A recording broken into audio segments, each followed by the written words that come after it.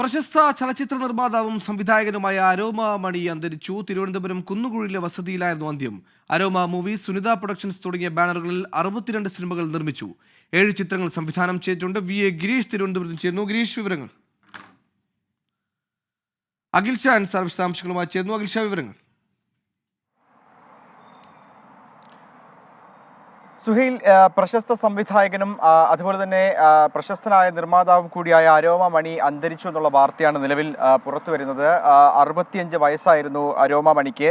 63ഓളം ചിത്രങ്ങളാണ് ഇദ്ദേഹം നിർമ്മാണം ചെയ്തത്. അതിൽ 7 ചിത്രങ്ങൾ സംവിധാനം ചെയ്തു എന്നുള്ളതുമാണ് മറ്റൊരു പ്രത്യേകത. അരോമ മൂവീസ്, അതുപോലെ തന്നെ സുനിത പ്രൊഡക്ഷൻസ് എന്നീ ബാനറുകളിലാണ് അദ്ദേഹം ചലച്ചിത്രങ്ങൾ നിർമ്മാണം ചെയ്തത്. തിരുവനന്തപുരത്തെ കുന്നുകുഴിയിലുള്ള വസതിയിലായിരുന്നു അന്ത്യം.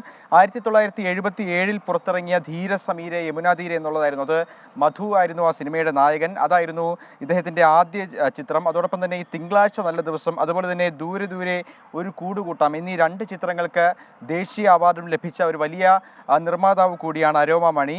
2013 പുറത്തിറങ്ങിയ ഫഹദ് ഫാസിൽ നായകനായ ആർട്ടിസ്റ്റാണ് അവസാനത്തെ ചിത്രം. എന്തായാലും തിരുവനന്തപുരത്തെ കുന്നുകുഴിയിലുള്ള വസതിയിൽ വെച്ചായിരുന്നു അരോമ മണിയുടെ അന്ത്യം. സുഹൈൽ. ശരി, അഖിൽ ഷാ അൻസാറാണ് വാർത്തയുടെ വിശദാംശങ്ങൾ നൽകിയത്.